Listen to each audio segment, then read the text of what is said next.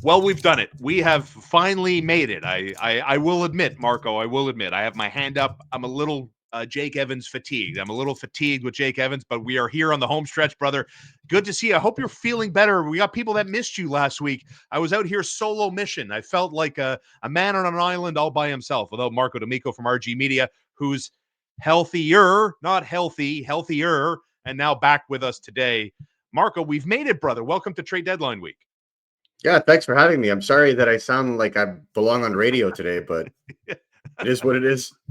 Yeah, when you told me in text, we were texting before. Mark was like, "I'm gonna have a deep voice." I'm like, "Dude, everybody loves that nice deep voice. It really resonates. It lends to more. Even, I mean, we all know you're very credible. It just lends to more credibility. You know, that deep voice, and if you say it with confidence, you can get a lot of people to buy a lot of things. So let's just work with it. Yeah. We find. Do you first off? Do you have any Jake Evans fatigue? Are you kind of tired of talking and writing about him? I mean, he deserves the attention that he's getting. I think that, it's understandable, and given what the Canadians have, like, there's no disrespect to the player. No. Obviously the Canadians have had quote sexier deadlines and better players to move. But I feel like it's the same style with the Canadians where they're always presenting themselves in a position where they don't have to make the move, but they'll make the move if they're convinced to make the move. Yeah. And you kind of saw that with Shaun Monahan. I mean, we had 2 years of Shaun Monahan trade deadline talk, even when he was injured in 2022, 2023. And there was fatigue there too. I think when you get to the point, and I think this is a problem in the NHL in general, is just like the way that the salary cap is right now, you have to wait for a lot of the teams until the last minute so they can accrue the most amount of cap space. Because as we know, cap space, unless you're on LTIR, is different on day one as it is next or the 7th of March, right? 7th of March, if you have $2 million of actual cap space, well, you can take on almost $8 million of salary, so that level of pro rata is important. But teams that are using LTIR, which, let's call a spade, half the league was doing that last year, 17 teams out of 32. So it makes it has to be money in, money out type thing. Unless you're the Montreal Canadiens and you got now almost $11 million in eligible LTIR space. It's just, how do you work about it? What do you want to do? I think the Canadians are on a couple of things. First off, obviously Jake Evans. They've been looking to move Joel Armia for what's been 2 to 3 years now. David Savard, if possible. But there's a lot of these players, like especially with the injury to Kirby Dach, and I'm sure we'll get to it. But there's a lot of these players now that it kind of opens up the possibility. Like, it's no surprise that the Canadians were trying Owen Beck in Kirby Dach's space just to see if he would be able to, hold down the fort, and at the same time, what kind of impact that would have, for example, on the Laval Rocket, right? It makes a whole lot more sense for them, for example, to leave Owen Beck in the NHL and then make a minor league trade to go and get a top 6 center for Laval for their playoff push, right? Yep. If that costs you, a 6th or 7th round pick or a swap of prospects that, like we saw the last couple of years, like Mishak Perot, that could have worked out for either team. Unfortunately, it didn't, but that kind of a move. So I think the Canadians are just trying to see what's going on, because I think it would take a colossal drop off for the Laval Rocket not to make the playoffs this year. They're just playing out of their minds. And like, we can agree, the Canadians are going to paper players, though, right? Like Owen Beck. They're going to paper probably Dobesh. Yes, they're going to paper Beck, of course, Beck, and for sure. I don't know the Heineman rule. I don't know. Does he have to?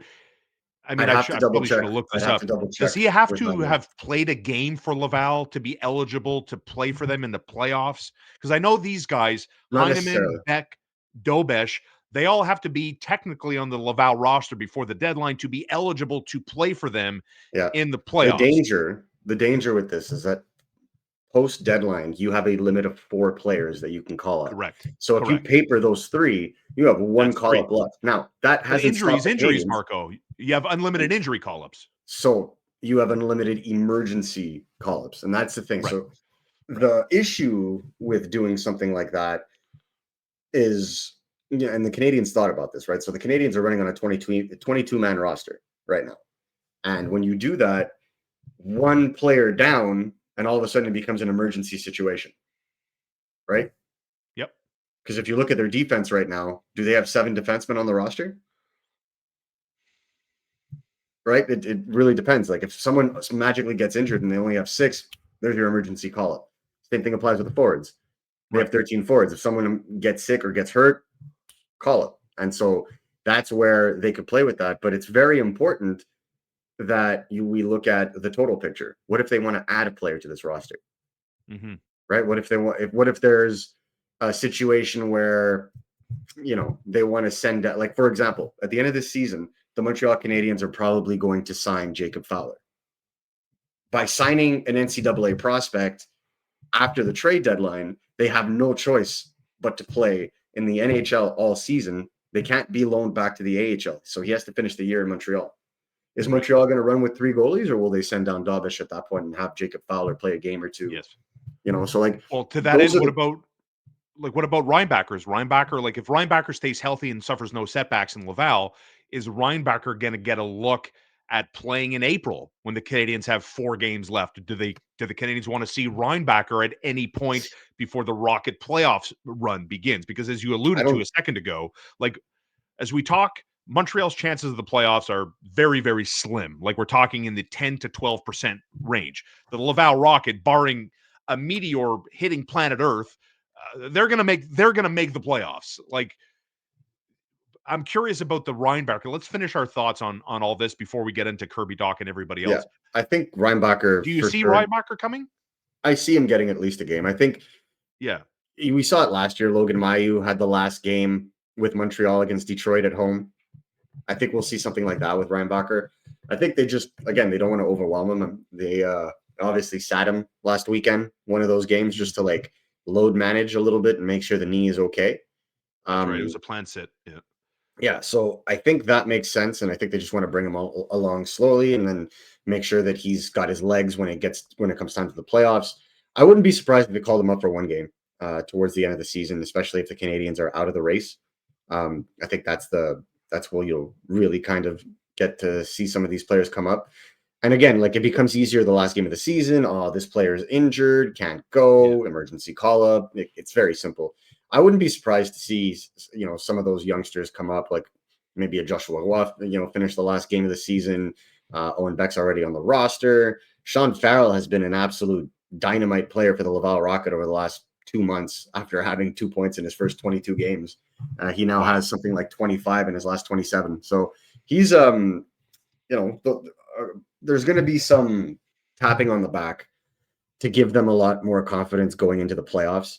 That's an easy way to motivate your troops. And, at the end of it all, to be completely honest with you, it really will depend on who is traded between now and March 7th.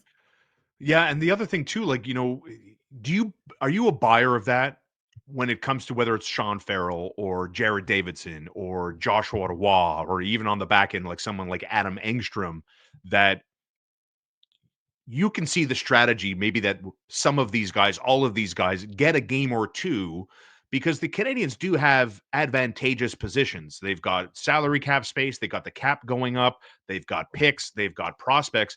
Does that enter your brain? Engstrom, Davidson, Farrell, Roy, I that don't think these you'll guys see. could get a look here and maybe be attractive to somebody in the summer months. I don't think they'll see it that way, to be honest with you.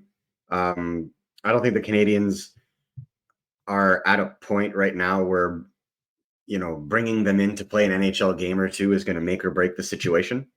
Mm-hmm. I think teams see what they're doing in the American Hockey League, some of these players, and they know what they have. Like Joshua Roy is basically producing to the same offensive point that he was last year, but playing a little bit more of a well-rounded two-way game. So, he may be scoring on the power play in terms of goals, but in terms of his 5-on-5 play, it's not hurting the team like it did last year, for example. So, like, that's what teams are looking for. The same thing with Logan Mailloux.